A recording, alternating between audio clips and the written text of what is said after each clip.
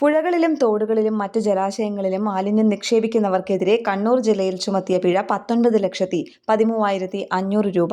ഇതിൽ ജലാശയങ്ങളിൽ മാലിന്യം നിക്ഷേപിക്കുന്നതുമായി ബന്ധപ്പെട്ട് കോടതിയിൽ 3 കേസുകളും പഞ്ചായത്ത് സെക്രട്ടറിമാർ പിഴ ചുമത്തിയത് 362 കേസുകളുമാണ്. കാസർഗോഡ് ജില്ലയിൽ ആകെ 99 കേസുകളിൽ 3,86,000 രൂപ പിഴ ചുമത്തിയിട്ടുണ്ട്. സംസ്ഥാനത്ത് 3,500 കേസുകളിലായി 2,03,52,740 രൂപയാണ് പിഴ ചുമത്തിയത്.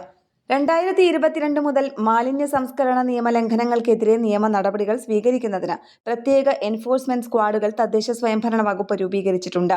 2023 ഔദ്യോഗികമായി പ്രവർത്തനം ആരംഭിച്ച സ്ക്വാഡുകൾ 2023-26 കാലഘട്ടത്തിൽ ജലാശയങ്ങളിൽ മാലിന്യം നിക്ഷേപിക്കുന്നതുമായി ബന്ധപ്പെട്ട് കണ്ടെത്തിയ കുറ്റകൃത്യങ്ങൾക്ക് ചുമത്തിയ പിഴയാണ് ഇത്. മാലിന്യം കാരണം ജില്ലയിലെ വിവിധ ഭാഗങ്ങളിലെ പുഴകളിലെ വെള്ളം ഉപയോഗയോഗ്യമല്ലാതായിട്ടുണ്ടെന്ന് അധികൃതർ പറഞ്ഞു.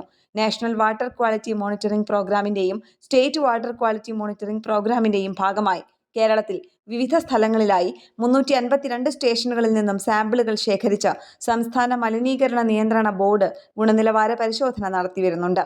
ജലാശയങ്ങളിൽ സീവേജ് മലിനീകരണം സ്ഥിരീകരിക്കുന്ന കോളിഫോം ബാക്ടീരിയയുടെ അളവ് അനുവദനീയമായതിലും കൂടുതലായി കണ്ടുവരുന്നു. സീവേജ് മലിനീകരണം തടയുന്നതിനായി സെപ്റ്റേജ് ട്രീറ്റ്മെന്റ് പ്ലാന്റുകളും സീവേജ് ട്രീറ്റ്മെന്റ് പ്ലാന്റുകളും സീവേജ് നെറ്റ്വർക്കും സ്ഥാപിച്ച് പ്രവർത്തിപ്പിക്കുന്നതിനുള്ള നടപടികളും തദ്ദേശ സ്വയംഭരണ സ്ഥാപനങ്ങളും വാട്ടർ അതോറിറ്റിയും സംയുക്തമായി നടപ്പിലാക്കി വരുന്നതായി അധികൃതർ പറഞ്ഞു. 2024 കേരള പഞ്ചായത്ത് രാജ് ആക്ട് പ്രകാരം തൊഴുത്ത്, ഹോട്ടൽ, റെസ്റ്റോറന്റ്, വീട്, വ്യവസായ സ്ഥാപനം, ആശുപത്രി അല്ലെങ്കിൽ മറ്റ് സ്ഥാപനങ്ങൾ എന്നിവയിൽ നിന്ന് മലിനജലം പൊതു അഴുക്കുചാൽ, റോഡ്, തെരുവ്, പൊതുസ്ഥലം, ജലാശയം അല്ലെങ്കിൽ ജലമാർഗം എന്നിവിടങ്ങളിലേക്ക് ഒഴുക്കുകയോ ഒഴുകാൻ അനുവദിക്കുകയോ ചെയ്താൽ കുറ്റക്കാരനെതിരെ തദ്ദേശ സെക്രട്ടറിക്ക് 5,000 രൂപയിൽ കവിയാത്ത പിഴ ചുമത്താം. തുടർ പ്രവൃത്തികൾക്ക് വരുന്ന ചിലവും ഈടാക്കാവുന്നതാണ്. ജലം മലിനമാക്കുകയോ അല്ലെങ്കിൽ അത്തരം പ്രവൃത്തി ചെയ്യുന്നതിന് ആരെയെങ്കിലും പ്രേരിപ്പിക്കുകയോ ചെയ്താൽ 10,000 രൂപയിൽ കുറയാതെയും 50,000 രൂപയിൽ കവിയാതെയുമുള്ള പിഴയും 6 മാസത്തിൽ കുറയാതെയും 1 വർഷത്തിൽ കവിയാതെയുമുള്ള തടവും ലഭിക്കാവുന്ന കുറ്റമാണിത്. ന്യൂസ് ഡെസ്ക് കേരള പ്രണാമം.